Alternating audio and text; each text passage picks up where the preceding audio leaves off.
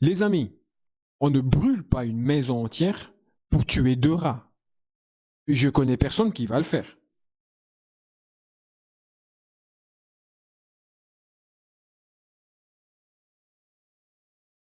C'est triste, les amis, de regarder ça au loin et de se dire qu'on ne peut rien faire. C'est vraiment triste. En tout cas, une personne sensée, une personne qui a un peu de compassion, c'est triste. C'est triste tout parce que de mon côté, moi, tout ce que je peux faire, c'est bon, essayer de faire des vidéos et essayer de partager ces informations avec les autres. Mais je ne dis pas que forcément que j'ai raison de ce que je dis, hein. Je le répète encore une fois, je ne suis ni journaliste, ni expert, ni philosophe, ni intellectuel. Je suis rien du tout. Je suis juste une simple personne qui donne son opinion. C'est tout. Et on a encore le droit. Que tu sois d'accord ou que tu sois pas d'accord, c'est une chose. On peut en débattre, on peut en discuter, dans le respect de chacun. Mais donner mon opinion, j'ai encore le droit. C'est vraiment triste. Triste de voir encore aujourd'hui des personnes, malgré ce qu'ils voient, malgré ce qu'on leur montre, de dire encore une fois, oui, mais c'est eux qui ont commencé le 7. N'oubliez pas, le 7, c'est eux qui avaient commencé. C'est malheureux. C'est vraiment malheureux. Parce que, pour la simple et bonne raison, que ce malheur ne vous arrive pas à vous. C'est pour cela que vous avez ce genre de discours. Parce que si ce malheur vous arrivait à vous, malgré ce que tu as fait le 7 octobre fois 3, tu n'aurais pas le même discours. Rien ne justifie 8 mois de guerre, 8 mois de massacre pour une journée. Rien ne le justifie. Le 7 octobre était une journée triste. Tout le monde le dit. Les catholiques, les musulmans, les juifs, les protestants, les kimbanguistes, tout ce que vous voulez, les mormons, tout le monde dit que c'était une journée triste, malheureuse. Et tout le monde le condamne. Mais aujourd'hui, 8 mois de guerre, plus de 40 000 morts, il n'y a qu'une partie de personnes qui le condamnent. Les amis, le 7 octobre ne justifie pas 8 mois de guerre. Ne justifie pas 40 000 morts. Regardez, mais vous regardez pas les vidéos, quoi. Vous regardez pas ce qu'on nous partage. Les enfants, les femmes, les vieux et tout qui meurent enfin, vous ne voyez pas. Satan Yahoo qui vient nous dire que c'est une erreur monumentale, un tir délibéré qui a tué 2 membres du Hamas. 2 membres du Hamas pour 40 personnes. Et là, comment allez-vous justifier cette erreur? Vous qui défendez vraiment bec et ongle cette idée derrière, vous allez dire aujourd'hui que 2 morts, que les 40 morts sont justifiés pour tuer les 2 personnes responsables, non, les 2 dirigeants du Hamas. Israël désigne des zones dans lesquelles les civils doivent aller pour se protéger de la guerre, de la guerre. Je vais même pas dire guerre parce que guerre c'est entre 2 armées. Là, il n'y a qu'une armée. Enfin bref. Donc il désigne une zone et dit voilà, allez là-bas, allez vous regrouper là-bas. Là-bas, vous serez en sécurité. C'est pour cela qu'Israël dit tous les jours, nous sommes l'armée la plus morale au monde. Parce que nous, avant d'attaquer, on dit aux gens, allez vous protéger là-bas parce que nous allons attaquer. L'armée la plus morale, ils le revendiquent eux-mêmes. Mais l'armée la plus morale au monde tue des personnes à l'endroit où ils ont dit que vous serez en sécurité. Ça, c'est l'armée la plus morale au monde. Pour tuer 2 personnes. Pour tuer 2 personnes. Allez là-bas, enfermez-vous. Vous serez en sécurité. Il y aura... Non, ne craignez pas. On est là pour vous protéger les civils. Nous, on va attaquer juste le Hamas. Ah tiens, il y a un Hamas dedans. Ah ben, lance un missile. Ah ben, il y a des gens dedans. Ben, il y a un Hamas aussi dedans. C'est un peu ça, c'est une image, hein, mais c'est un peu ça.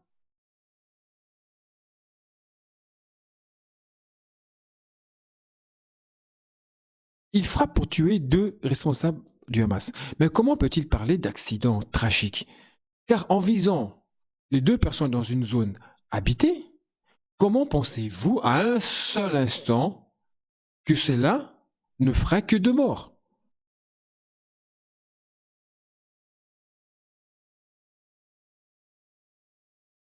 Et derrière, vous venez de dire que c'est pas volontaire. Si c'est du volontariat, bien sûr que c'est volontaire. Bien sûr. Tu sais très bien qu'il y a des gens qui vivent là. Tu sais très bien que c'est toi qui leur a dit allez-y, allez là-bas. Tu sais très bien qu'il y a beaucoup de monde là-bas. En parlant de munitions, ils ont dit qu'ils ont utilisé des munitions précises. Des excuses vraiment, mais quand tu sais plus quoi dire, quoi, quand tu ne sais plus comment te justifier et tout, et quand tu as tellement la certitude que de toute manière, tout ce que tu vas dire, tout ce que tu vas dire va être accepté, parce que tu sais que les personnes adéquates sont derrière toi.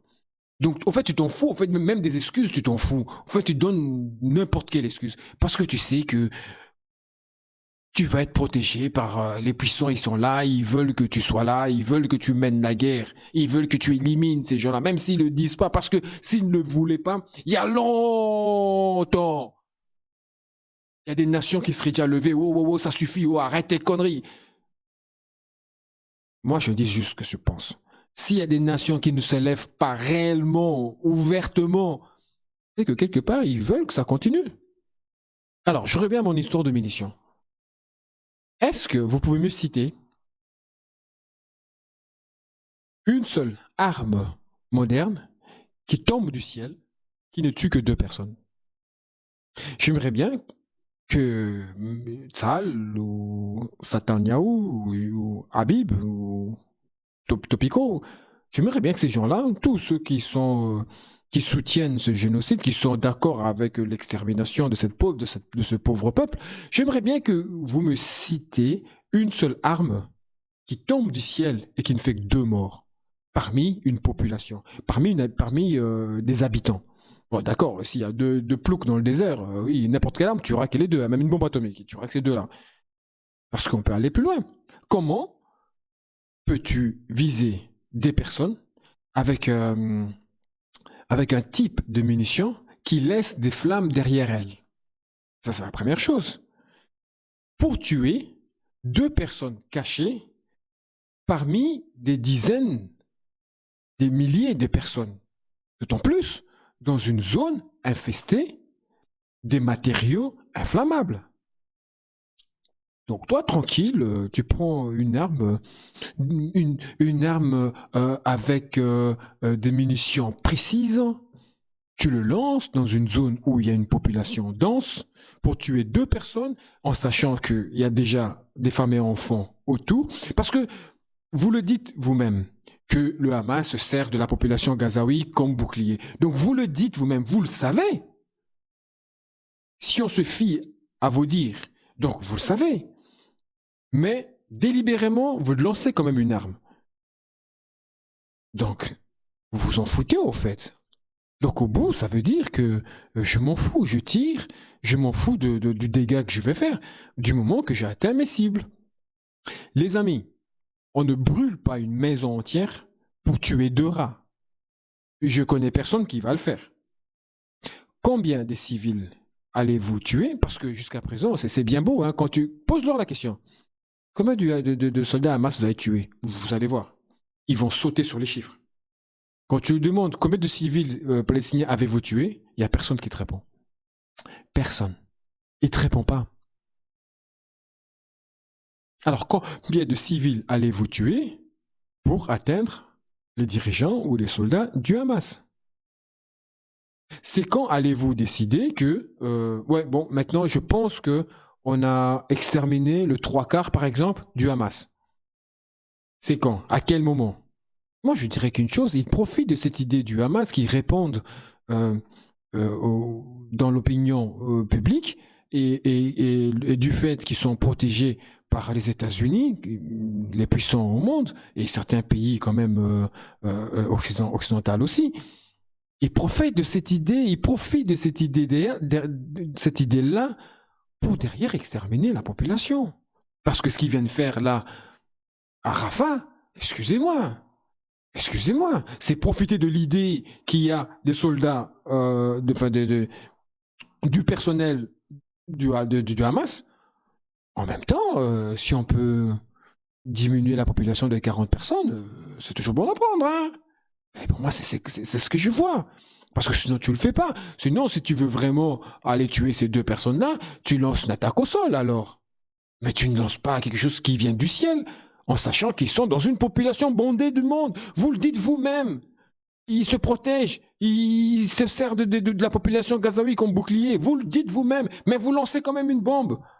Je l'ai dit, je le répète, vous êtes en train de s'aimer de la haine. De la haine. Vous êtes en train de s'aimer de la haine aux futures populations gazaouis. Ils nous auront que de la haine parce que les enfants aujourd'hui qu'ils ont perdu père, mère, oncle, tante, tout ce que vous voulez, sœurs, frères, qu'ils ont perdu des maisons, comment voulez-vous demain qu'il ait dans sa tête une idée positive de Israël, des Juifs? Comment voulez-vous des gens aujourd'hui qui ne connaissaient pas ce conflit, qui sont aujourd'hui du côté palestinien, comment voulez-vous demain qu'ils apprécient un bon ou un mauvais juif, un bon ou un mauvais israélien? Comment voulez-vous? Comment voulez-vous? Parce qu'ils ont ces images en tête, ils ont ça en tête. Vous êtes en train de malheureusement, avec la folie de Sataniaou, il est en train de mettre la population juive et la population israélienne dans des beaux draps parce que ils seront détestés. Alors qu'il y a des bonnes personnes parmi eux, comme des mauvaises, comme partout. Mais aujourd'hui, on va faire un amalgame. On va tous les mettre dans le même sac, comme quand les immigrés font des conneries ici, on met tous les immigrés dans le même sac. Mais aujourd'hui, t'as un petit gamin palestinien là qui voit un juif ou un israélien, un bon, un bon, qui n'a rien à voir avec ces histoires, mais qu'est-ce qu'il lui, ça n'a rien à foutre. Pour lui, ce serait un méchant. Ou alors c'est fait exprès. Ou alors il le fait exprès. Il le fait exprès pour s'aimer la graine de haine dans le cœur de Gazaoui pour que demain, une autre guerre déclare. Comme ça, comme il est plus fort, il peut exterminer encore plus. Je ne vois que ça. Je ne comprends pas. Les soi-disant démocraties qu'on nous vante ici, démocratie, nanana. Quand tu es en Afrique, on dit, mais c'est la dictature, là, c'est ceci, comment pouvez-vous faire ça? Nous donner des leçons et tout. C'est soi-disant démocratie. Aujourd'hui, ils sont en train de regarder l'annexation de Gaza. Sans le vouloir, vous êtes en train de donner votre aval à ce que Israël annexe Gaza, colonise Gaza tout entier. Parce que votre lâcheté, le fait de ne rien faire, donne tout droit, toute autorisation à Israël de le faire. Parce que quand Israël aura fait, quand Israël va s'installer totalement dans Gaza, comment allez-vous faire? Comment va-t-on faire pour le faire je veux dire, on fait comment? Comment on va faire? Ça sera encore un territoire pris et qu'il faudra encore... c'est de la folie. C'est de la folie. Quand tu te moques de Netanyahou, de son prépuce, par une blague, tu es antisémite. Mais quand tu extermines une population,